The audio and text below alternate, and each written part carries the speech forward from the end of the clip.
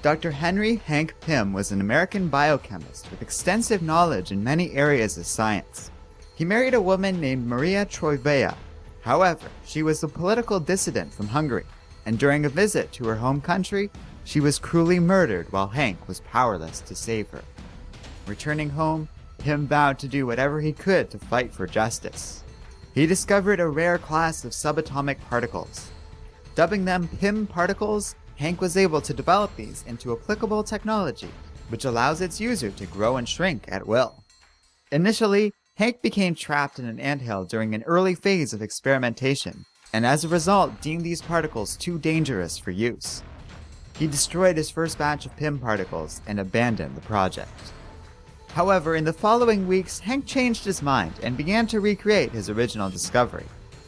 Inspired by his time in the anthill, he became fascinated with these insects and began to look into how ants communicate with one another. After months of work, he created a helmet that would allow him to speak to ants through electrical and psionic signaling.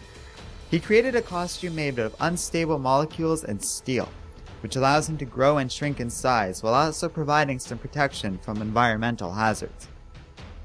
During this time, Hank has been contracted to design a special gas that renders humans temporarily immune to the effects of radiation. This put the scientist in direct conflict with agents of the KGB, who invaded his laboratory and tried to steal Hank and his assistants.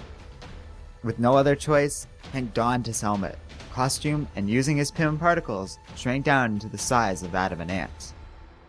He escaped the anthill outside of his lab, recruited an army of the insects, and attacked the Russians. From this day onward, Hank became the very first Ant-Man. He established himself as a superhero and began to develop his own rogues gallery of villains. These enemies would include the Protector, the Hijacker, and the Time Master. He also came into conflict with others like the Scarlet Beetle and the man who would go on to become his arch nemesis of this time, Elias Egghead Starr. At one point during this period, an alien killed one of Hank's colleagues, a man named Vernon Van Dyne. The man's daughter, Janet, became intent on revenge. So Hank revealed his secret identity as Ant-Man and gave her access to Pym particles and the ability to grow insect-like wings. Janet took the name of Wasp, and the two began to fall in love, as she reminded Hank of his deceased wife, Maria. They worked together to fight enemies such as Egghead, the Human Top, and the Black Knight, and eventually, Hank and Janet got married. These two were also founding members of the Avengers, and were part of the team that discovered Captain America frozen in ice. From here, Hank began to pay more attention to the ability of the Pym particles to grow rather than shrink in size. He abandoned the title of Ant-Man and adopted the persona of Giant Man. For the rest of his career as a superhero, Hank would generally not use the title of Ant-Man, allowing others to adopt the persona for themselves. Pym himself would instead choose many other superhero codenames, including Goliath, Yellow Jacket, Dr. Pym, the Scientific Adventurer, and, when Janet was killed during the Skrull invasion, he took on her name as Wasp. However, in rare moments he would adopt the persona of Ant-Man if the situation called for it. Though Hank served on the Avengers with distinction and would also operate on the Defenders team as Yellow Jacket, his career began to be marked with moments of darkness. It was speculated that long-term exposure to the Pym particles began to deteriorate his mental health. He took an interest in robotics and inadvertently created Ultron, one of the greatest enemies the Avengers would ever face. This blunder was very traumatizing to Hank, who knew that Ultron was based on his own brain patterns and therefore reflects his own mindset. The overwhelming guilt, coupled with the later exposure to substances that gave him temporary schizophrenia, led Hank into a downward spiral. He developed an inferiority complex and felt jealous of his wife, who had become a successful fashion designer. As a result, he began to verbally abuse Janet. Things came to a head when Hank inadvertently endangered innocent civilians. Captain America felt he had no other choice than to hold a court-martial against Hank. This caused Pym to experience a complete mental breakdown, creating a robot to attack the Avengers Mansion and hitting his wife when she protested. As a result, Hank was expelled from the Avengers, and he and Janet initiated divorce proceedings. Hank hit rock bottom during this period and was forced to work with his old enemy, Egghead. In the end, the villain was killed by Hawkeye, and Hank began a long road towards redemption.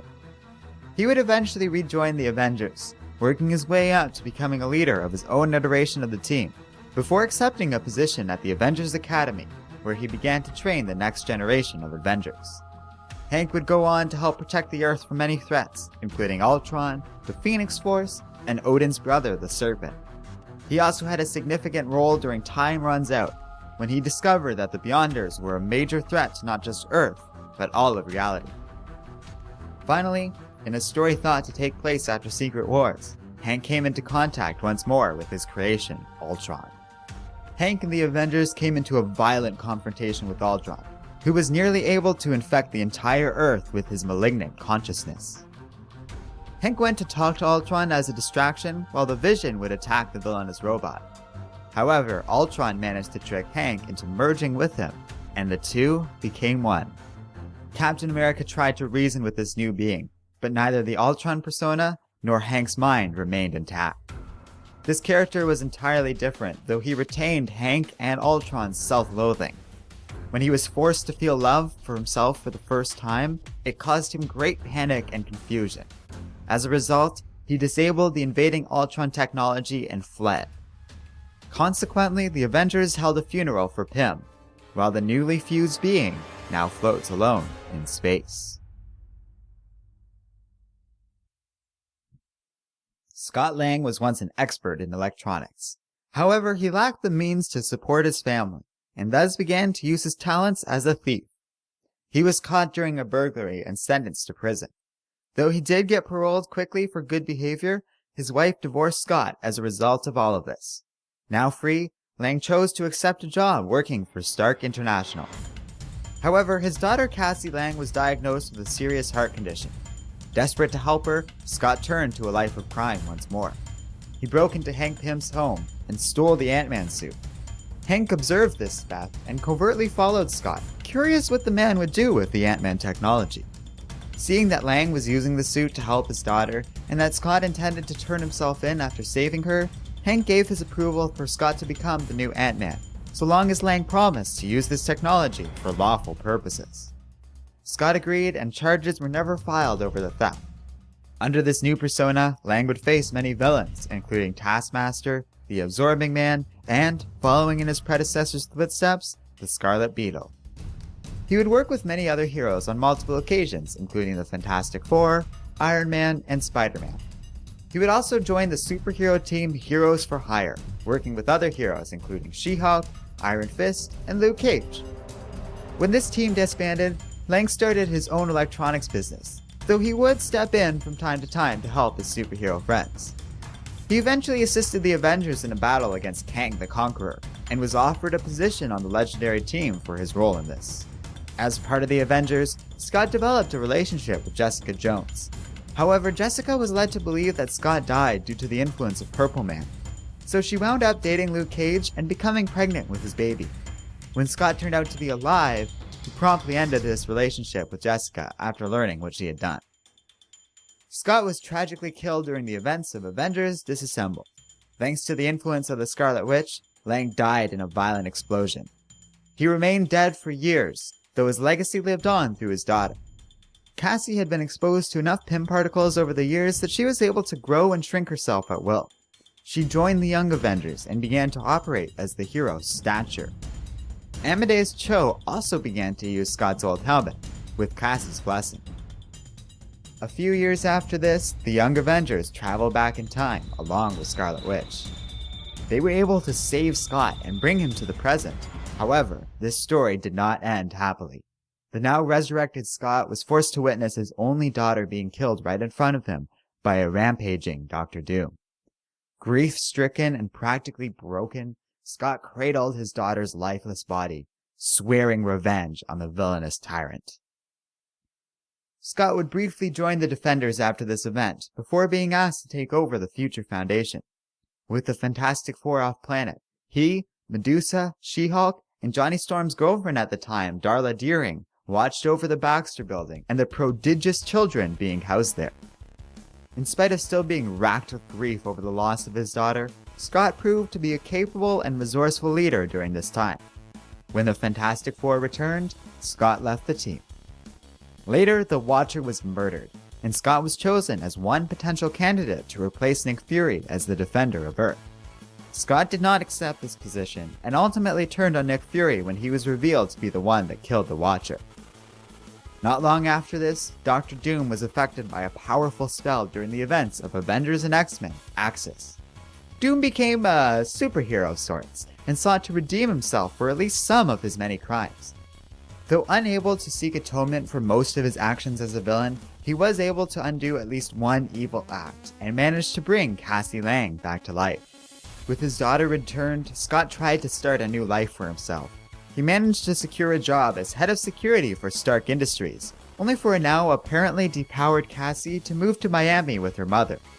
So Scott decided to abandon his new comfortable job and instead opened a business called Ant-Man Security Solutions in Florida. He struggled to maintain a connection with his daughter while also operating this new company, and these goals came to a head when Cassie was kidnapped by the villain known as Crossbones. Scott was able to successfully save her, but found himself forced to take on two obscure villains as new employees, Grizzly and Machine Smith. Seeing the danger he put his daughter in, Scott vowed to keep her at a distance for her own protection. When Ant-Man learned what happened to his predecessor Hank Pym in Ultron, he fell into a bit of a depression. He remembered an earlier encounter where he and Hank teamed up to defeat the original arch-nemesis of Ant-Man, who turned out to be alive. Together they saved a computer technician named Raz Malhotra, a genius in the field of artificial intelligence. The two Ant-Men were able to defeat Egghead and his robotic Avengers. Scott felt gloomy about this memory, knowing that Hank was now gone. Fortunately, Wasp came by to cheer him up. They shared a drink together at a nearby bar, and Janet said that Hank left something for Scott in his will. She gives him access to Hank's final laboratory, the one with all the latest technology and research that Hank was working on before his death. Scott was unsure what to do with all this, knowing he was never the scientist that Hank was. So Janet told Lang that when Hank first met Scott, Pym was not in a good place, and things only got worse from there. But seeing how Scott turned his life around was a huge inspiration for Hank to do the same. Surprised to hear this, Lang vows that he will not let the memory of Hank Pym down, and refuses to let this gift go to waste. On that note, Scott manages to track down Raz, who is now working in San Francisco. Remembering the man's intelligence and ability to work well in a crisis, he bestows on Raz the old Giant Man costume, wishing him luck and saying he can't possibly do worse than Scott. Once a low-level S.H.I.E.L.D. operative, Eric O'Grady was tasked with guarding Hank Pym's lab inside of a helicarrier. Here, O'Grady found the most recent version of the Ant-Man suit. His friend Chris took the gear, only to become lost and unable to use the suit properly. The carrier was then suddenly attacked by Hydra, and in the resulting chaos, Chris was killed. So Eric took the Ant-Man suit for himself, using it to survive the terrorist attack. O'Grady continued to work for S.H.I.E.L.D. after this, while secretly exploring the abilities of the new technology for his own personal use. Eric came upon a man beating his wife one day, and decided to intervene. However, his inexperience led to O'Grady badly wounding this attacker.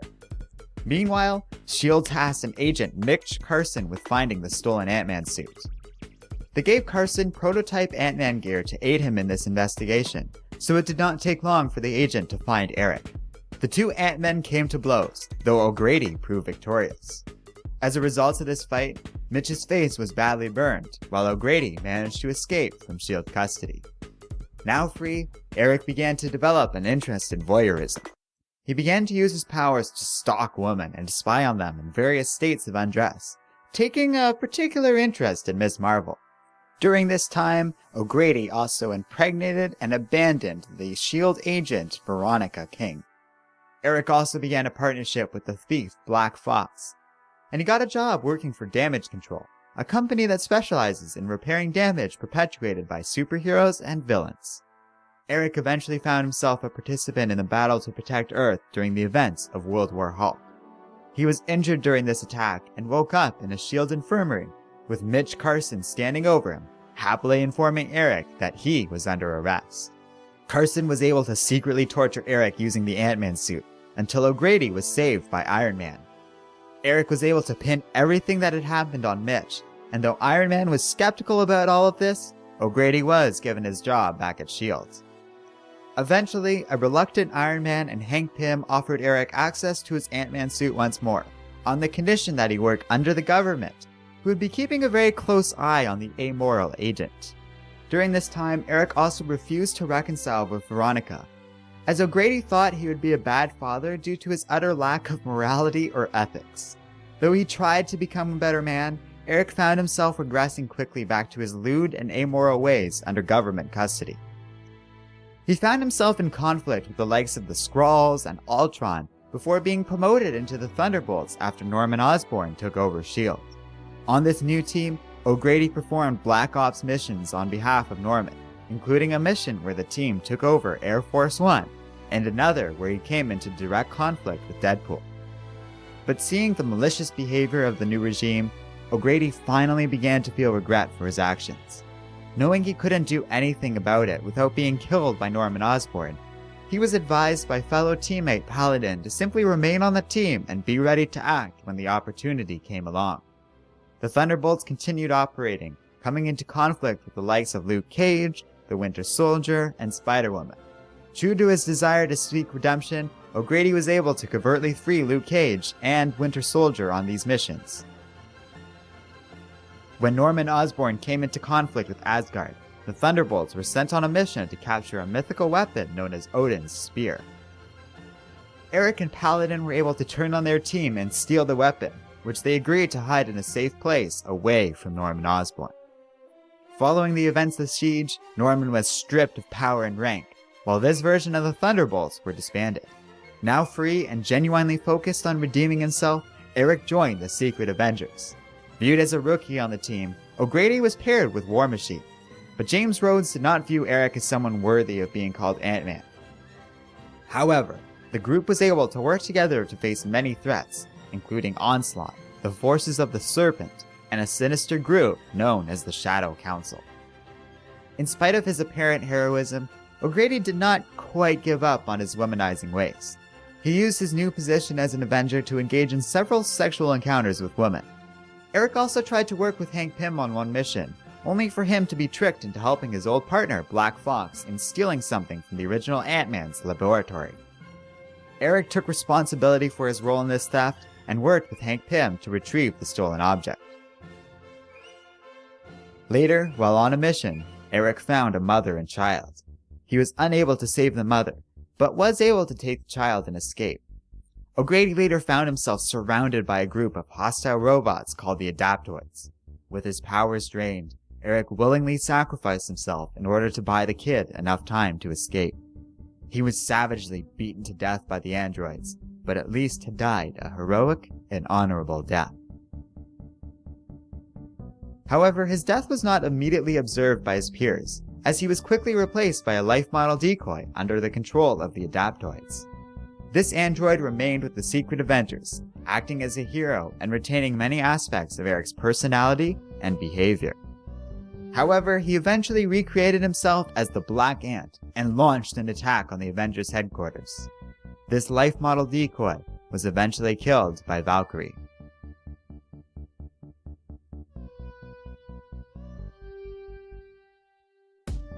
Like most comic book characters, other versions of Ant-Man exist in altered timelines, alternate universes, and in other media.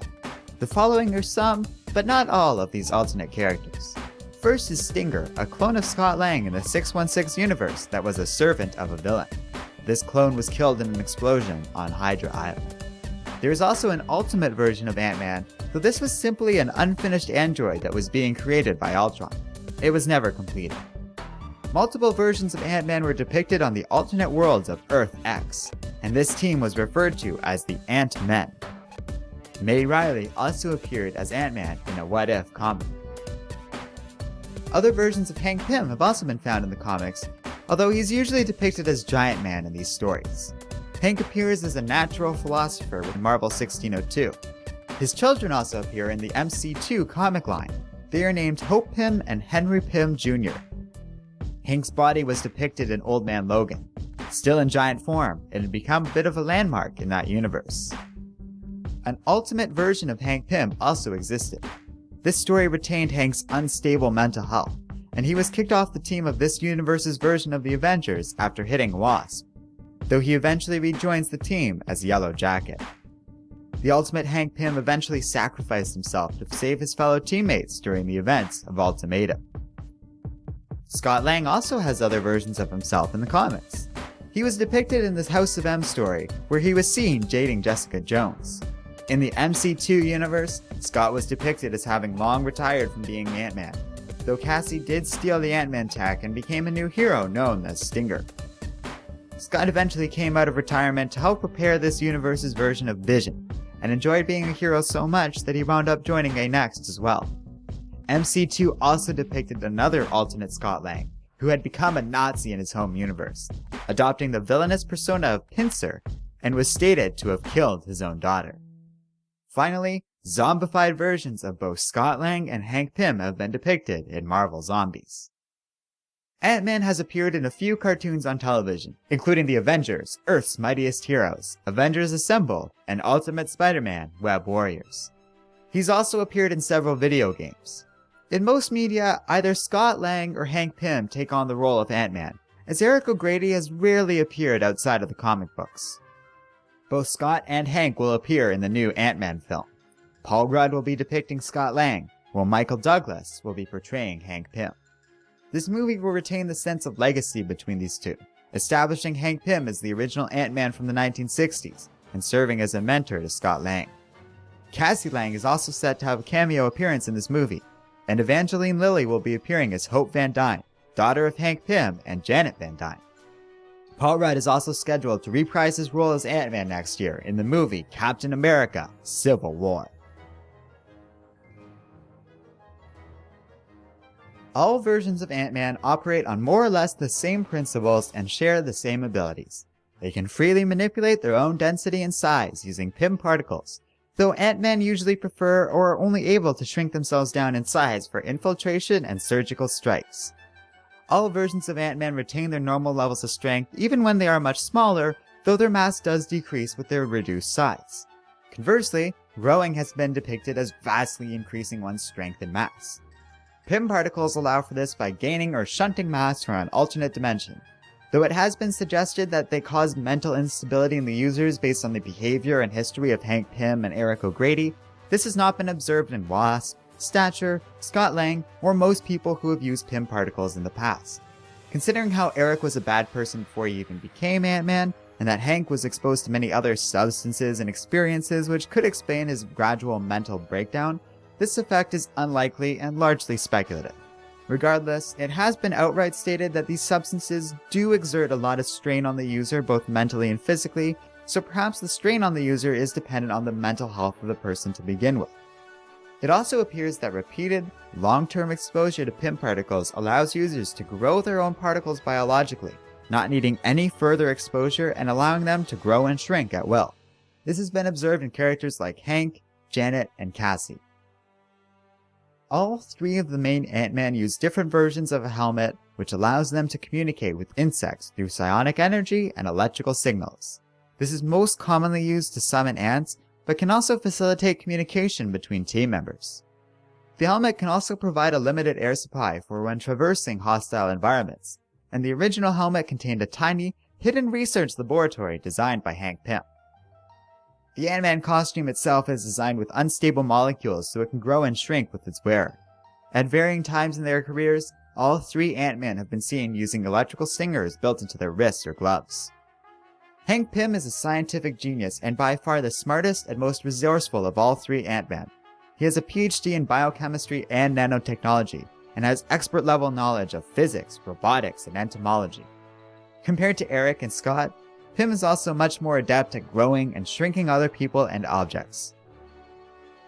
Scott Lang was depicted as using a jetpack during his time on Heroes for Hire, and also used an unspecified device that granted him flight when he was running the Future Foundation.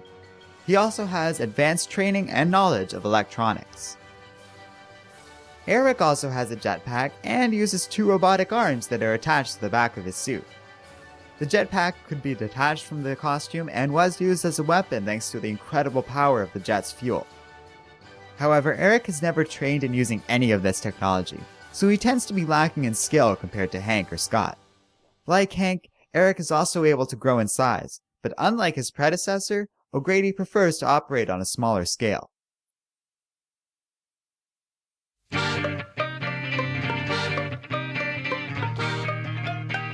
Hello and welcome to Comic Island. My name is Arden, and this is my origins and bio for Ant-Man. So I guess you all know why we are here, but it felt natural and an easy choice considering that this movie is coming out. Today as of this recording, actually. And yeah, I don't actually know what to expect out of this Ant-Man movie. On the one hand, I like the character well enough, and this is Marvel Studios we're talking about here, so I'm quite optimistic. But on the other, well, the original director of this movie has made some really fun films in this past, including the all-too-excellent Hot Fuzz and the quite enjoyable Shaun of the Dead. But he walked away from Ant-Man last year after creative differences between him and Marvel. Now that doesn't mean Ant-Man is going to be bad, and I'm not going to try and hold it against the movie, but I can't help but feel a little unsure about whether or not this one is going to be worth our time. I will say I am looking forward to it, and we'll all find out pretty soon if it's any good. From what I've heard of the reviews, they've largely been positive. So we'll have to see when I get the chance to actually watch the film itself. That being said, knowing the nature of production in YouTube, most of you will probably be watching this video after you've already seen Ant-Man. So feel free to share what you thought of it in the comments section below. But that's enough time talking about the movies. Hank Pym was always a really interesting character to me. Not only is he the founding member of the Avengers, the creator of Ultron, and one of the more iconic figures in comics in his own little way, he's also a good example of a character. A real character with flaws and shortcomings to match his strength and what makes him great. He's not a perfect person, let's face it, he's far from perfect. But that's what makes him so interesting compared to some of the other heroes that are traditionally seen as being absolutely flawless. I really dig comics depicting this guy because you want to root for him, but also can feel some kind of animosity towards somebody who is so heavily defined by his flaws. Eric O'Grady also walks this line, though I admit in his early days he was pretty heavily creepy. He's by far the hardest of the Ant-Men to really relate to, but I don't know, I really enjoyed the guy's time on the Thunderbolts and Sacred Avengers teams. His was a story of redemption, and on the whole I'd say it paid off really nicely. And then there's Scott Lang. I saved him for last because honestly, he might be my favorite. Yes, Hank is interesting, but he's also a very unstable person that's really hard to identify with at times. But even when starting out as a thief, Scott always acted in the best interest of others, particularly his family, and I kind of view him as the most consistently heroic of the Ant-Men. There's something I like about this guy. He's kind of ambivalent to authority, but also does fundamentally stick with his own conscience. He's got a fun personality, but serious goals and a real desire to be a good father. You can get behind this desire, and it's really easy to root for him. That's why I like the idea of him being Ant-Man in the movies, and why I think Paul Rudd is such a good fit for him. Anyways, that's everything, so I hope you guys like this video. Let me know what you think, and what kind of origins and bios you'd like to see us do in the future. This is one I've been planning for ages, and even got a few requests for, and it turned out to be a really fun video to make. I learned a lot while making this video, and hope you guys took just as much away from watching it. So please, feel free to share what you'd like to see me cover in the future. And as always, don't forget to like, subscribe, and keep reading comics.